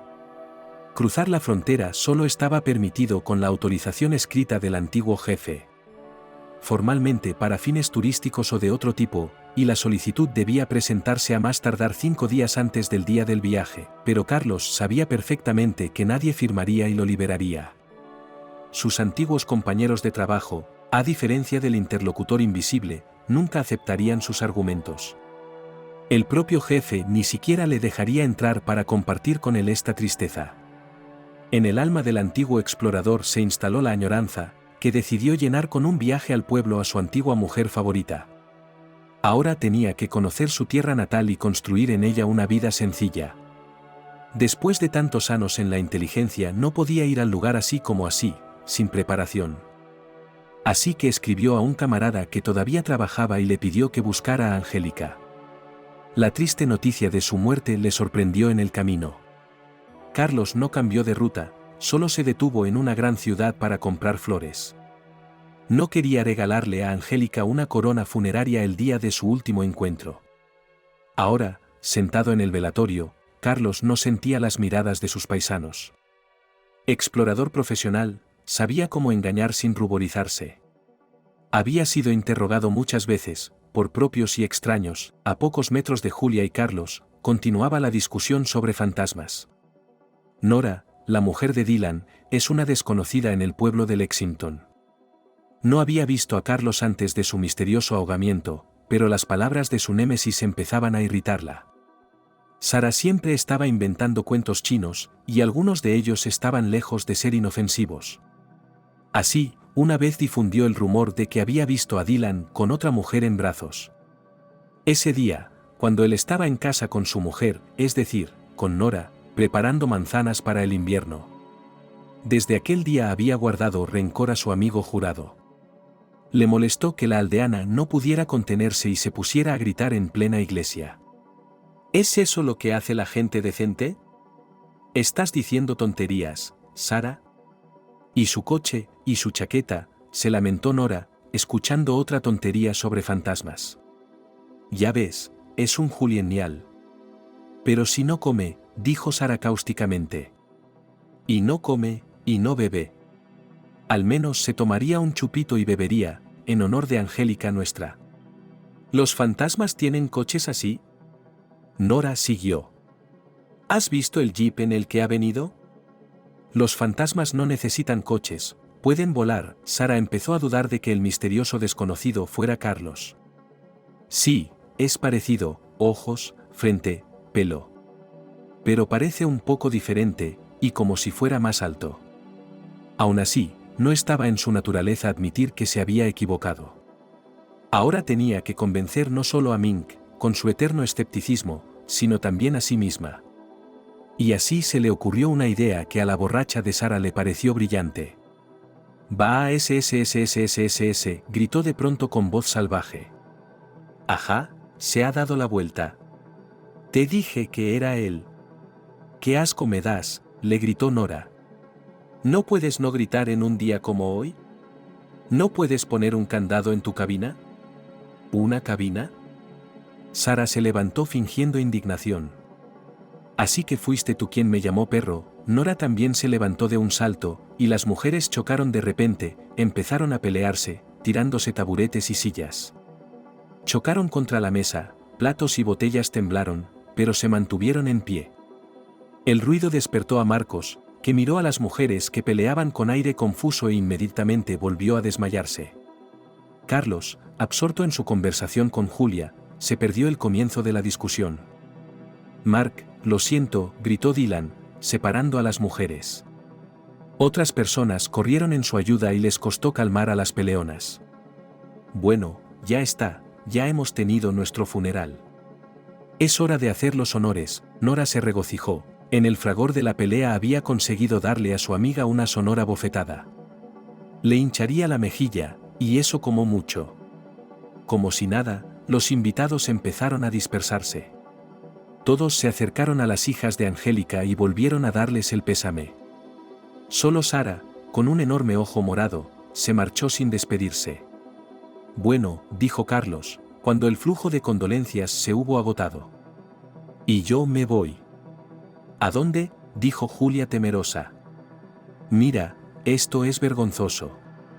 La primera vez que vino un hombre decente al pueblo, y luego esto». Padre bebió demasiado, las mujeres se pelearon. «Al menos ten algo de comida para el camino». «No has tocado tu comida». «No tengo hambre». «Escucha, ¿estás casada?», preguntó de repente Carlos. «Ah», contestó ella y agitó la mano. «No preguntes». «No estoy casada ni divorciada. Tuve un marido, pero se alejó». «¿Por qué no nos acompañas a tomar una copa?». «No puedo, estoy conduciendo», respondió la exploradora.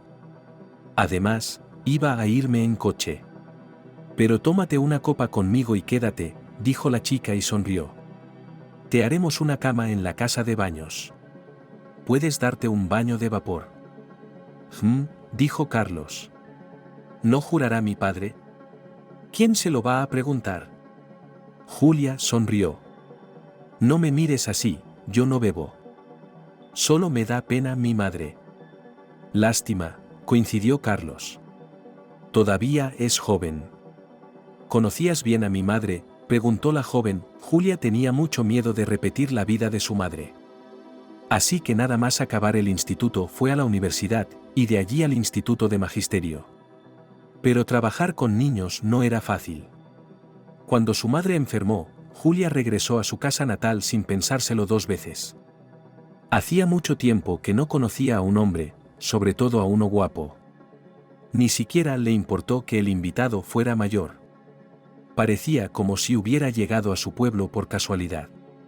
¿Por qué no te quedas esta noche?, preguntó Julia tímidamente. Tengo una idea mejor, respondió Carlos y sonrió. Jonathan eligió Nueva York como lugar de su honorable exilio. Fue en esta ciudad donde comenzó su andadura en el espionaje o la diplomacia, según se prefiera. Al militar retirado le dieron un hermoso apartamento de un dormitorio con una magnífica vista del Golfo de Finlandia. Un 19º piso, desde esa altura Nueva York es muy hermosa. Se podía observar a la gente, los coches y los barcos a través de un telescopio. Ahora estaba otra vez levantado a las 6 de la mañana, corriendo por el paseo marítimo, ejercitándose con los torniquetes. Encontró un trabajo, pero no uno polvoriento, consiguió un empleo como asesor en una gran organización comercial. Como sabía varias lenguas extranjeras, periódicamente redactaba informes y mantenía conversaciones por vídeo con alemanes, franceses e italianos. Todos se sentían atraídos por Nueva York, todos querían comerciar con Estados Unidos. Eso es lo que estaba pensando, dijo Jonathan en voz alta. El destino de nuestra patria es único. Dicen que Estados Unidos debe ser un mal ejemplo para el mundo. Bueno. No lo sé. Para ser sincero, nunca lo había pensado, respondió su nueva compañera. Era muy adecuada para el papel de interlocutora invisible. Estaba de acuerdo con todo y nunca discutía. A Julia le gustaba Nueva York. También le gustaba su nuevo hombre, que, a pesar de su edad, mostraba unas ganas asombrosas de vivir y disfrutar de cada nuevo día.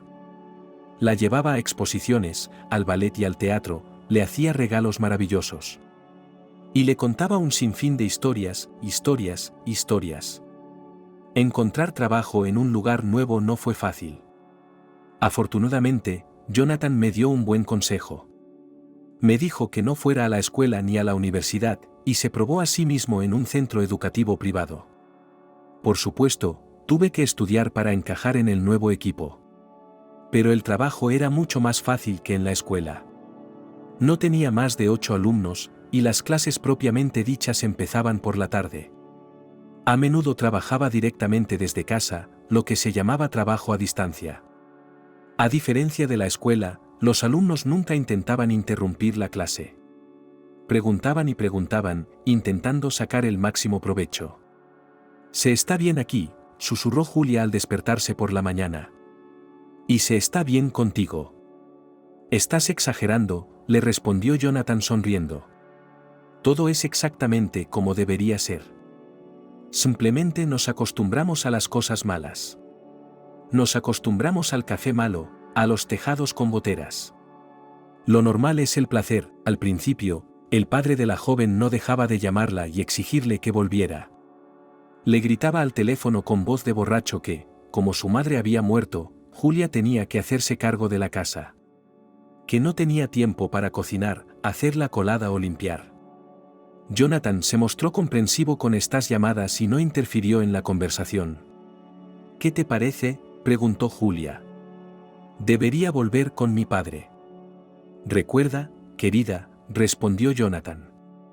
«Una mujer de verdad no le debe nada a nadie. Además, puedes decidir tu propio camino en la vida.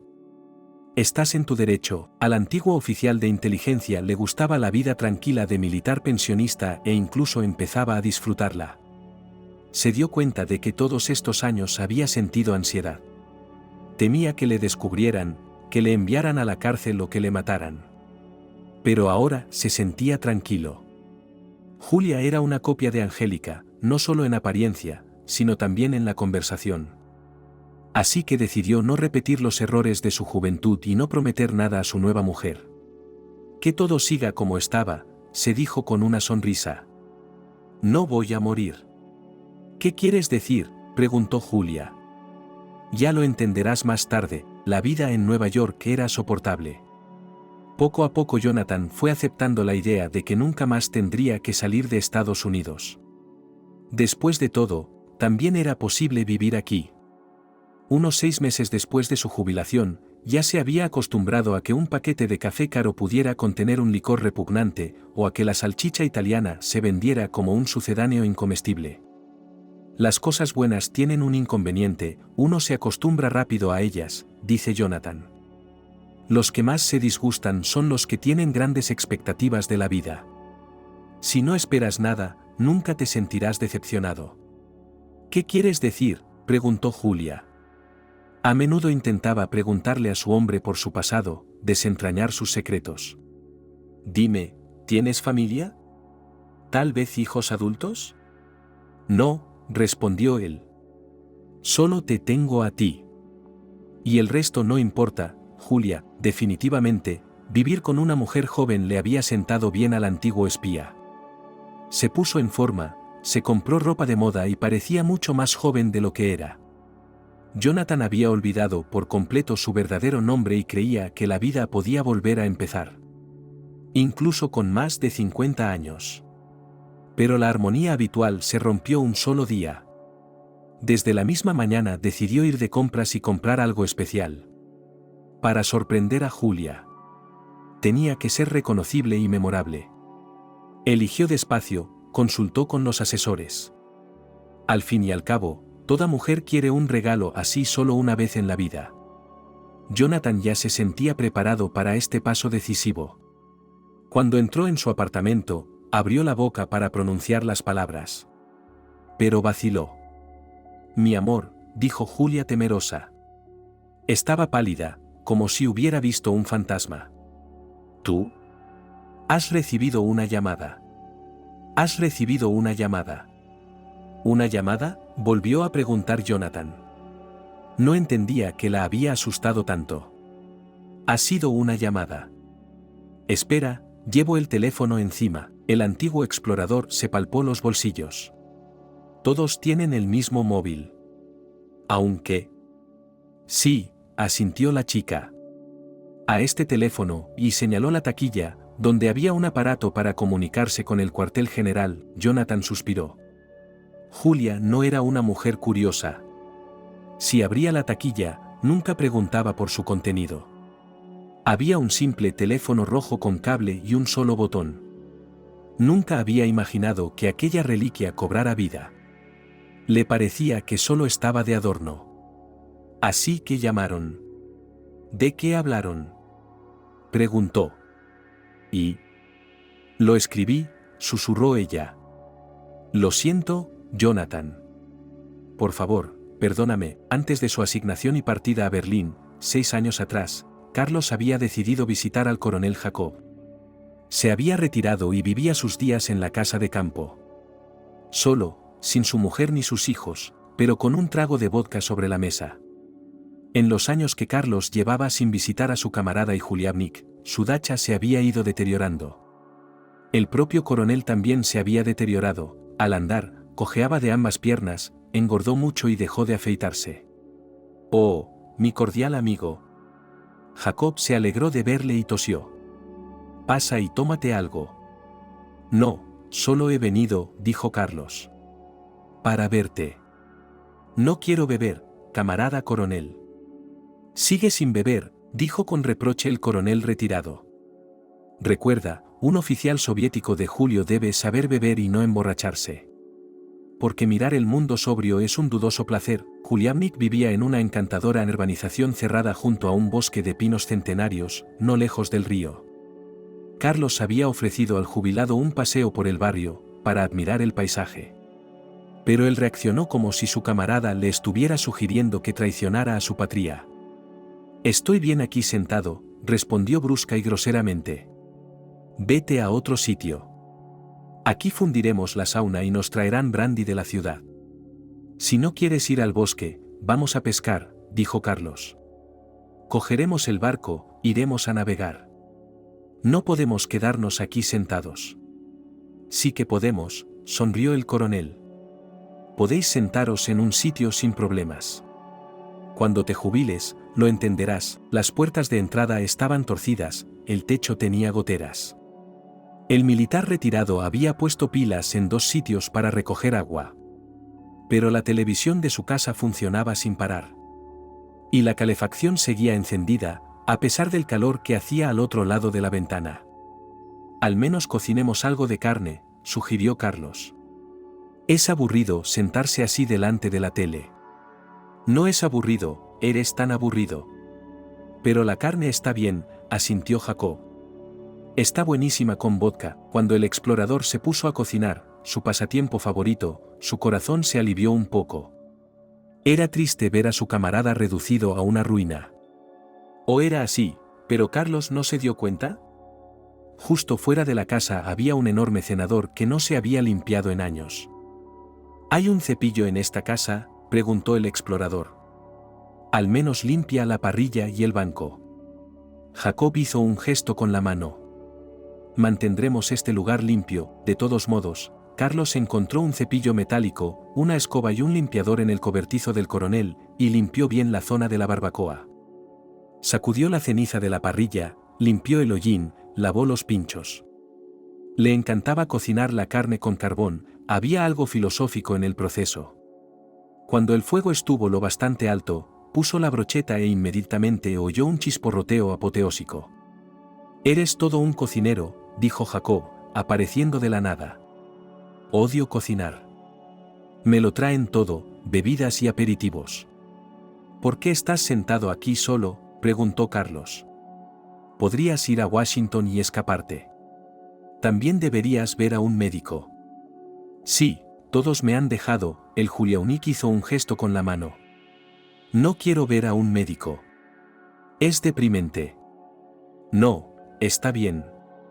¿Por eso me uní a los exploradores?, me preguntó el coronel. Realmente quería ver el mundo. Todos esos países capitalistas que me asustaban de niño. Ya he visto suficiente. Ahora puedo sentarme en casa y descansar. Carlos guardó silencio. Se recordó a sí mismo, un joven oficial que se había negado a renunciar a su propio nombre y apellido. Entonces habría ido a cualquier parte con tal de salir de su pueblo. La vida en el decadente oeste era solo un bonito extra. Carlos ni siquiera recordaba haber salido de la casa del coronel aquella noche, lo desagradable que había sido la visita. Su memoria simplemente había borrado esos recuerdos, sobre todo cuando el paisaje al otro lado de la ventana cambió y se encontró en Alemania. Y el coronel no duró mucho. Tras 2 apoplejías y una soledad absoluta, Jacob murió en el hospital departamental. Carlos no asistió al funeral, pero no quiso. Una llamada al cuartel general siempre es emocionante. Si quieren criticar o castigar, los grandes jefes vendrán ellos mismos, sin avisar. Pero si lo llamaron a su casa, significa que se trata de algo bueno.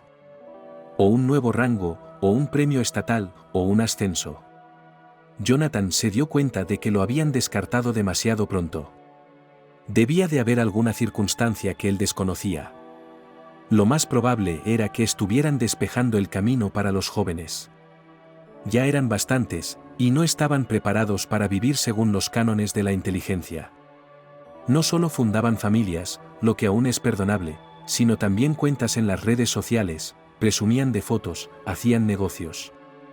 ¿Tenían tiempo para trabajar? La llamada fue como un bálsamo para el alma. Las puertas del garaje departamental se abrieron. Si las matrículas de su coche estaban en la base de datos, entonces esperaban a Jonathan. Sí, aún podía trabajar. Podía encargarse de alguna misión complicada y peligrosa si confiaban en él. Aparcó el coche y tomó el ascensor hasta la garita. Ahora el guardia, cuando lo vio, realmente se puso firme, saludando al explorador retirado. Jonathan le asintió perezosamente a gusto. Suba al 2º piso, dijo servilmente el centinela. Ya le están esperando allí, camarada coronel. Gracias, respondió el explorador. ¿Le acompaño, camarada coronel? No, conozco el camino. Descanse, soldado. Su humor mejoró un poco. El cuartel general seguía impresionando por su lujo sencillo pero elegante. Granito y mármol en las paredes, parquet de roble en el suelo, dorado y pátina por todas partes. La rodilla de Jonathan había dejado de dolerle desde que había empezado a hacer deporte, y por las mañanas volvía a sentirse fuerte y enérgico. En lugar del comandante de personal, Jonathan fue recibido por el jefe. Él mismo. Sonriendo recatadamente, como siempre. Todas las puertas estaban abiertas y la recepción vacía. Eso significa que la conversación es muy importante, ningún adjunto. Que nadie escuchara su contenido, ni siquiera él mismo. Saludos, dijo el jefe, señalando con la mano los lujosos sillones con tapicería de raso. Toma asiento, querida. He reservado una hora entera para ti. Así podremos hablar de todo en detalle. Gracias, respondió Jonathan, tomando asiento. Podría haberle recordado a su jefe la ofensa de hacía 6 meses, cuando ni siquiera le había dejado entrar por la puerta. Pero decidió no decir nada. Sobre todo, los exploradores saben ocultar sus emociones, escondiéndolas tras una máscara de interés o indiferencia. El viento ha cambiado, el jefe comenzó desde lejos. Y los jóvenes talentos, en los que dejaste tus desarrollos, no pudieron hacer frente a sus corrientes. Los jóvenes talentos mostraron una incompetencia total, y en algunos lugares sabotaje. Analfabetismo rayano en la traición. Vaya, asintió el espía. ¿Quién lo hubiera imaginado? Imagínense, el general exhaló ruidosamente. Un héroe tan joven, un joven listillo, maldita sea, meterlos a todos. A todos, gritó el jefe. ¿Y dónde lo desclasificó? Enviaron a 15 personas. El gran jefe tenía la costumbre de llamar a Alemania por un nombre que hacía tiempo que se había hundido en el verano. Y el mapa en la pared del jefe reflejaba más los deseos que la realidad. ¿Qué quiere que haga?, preguntó Jonathan inocentemente. La patria está en peligro, gritó el jefe. La patria te necesita, Jonathan. Tienes que hacerte cargo de una de nuestras áreas más importantes. Tenemos que reconstruir la agencia. Haz nuevas conexiones, pero con cuidado y precaución. Serás vigilado no solo desde tierra, sino desde el espacio. ¿Los satélites civiles han estado al servicio de los militares durante años? ¿Lo sabías? Usted es el único que puede hacerlo. Camarada general, Jonathan dijo. Estoy listo, pero solo con una condición. Verá, cuando me jubiló, me instalé en Nueva York. Lo trasladaremos todo, interrumpió el general. Un perro, un gato, peces de acuario o un canario. Cualquier cosa, decoración de interiores. Aunque tú mismo te das cuenta de que no hay que acostumbrarse a las cosas buenas. No se trata de cosas, suspiró Jonathan. Quiero que mi mujer venga conmigo. Una persona viva. ¿Una mujer?, preguntó despectivamente el jefe. No, coronel, eso es imposible. Agotarías toda tu energía en ella. ¿Ha pensado en la seguridad? Encontrarás una mujer en el campo. ¿Recuerdas la regla de oro de los exploradores, no? Nunca salgas más de 2 veces. Si no, te enamorarás.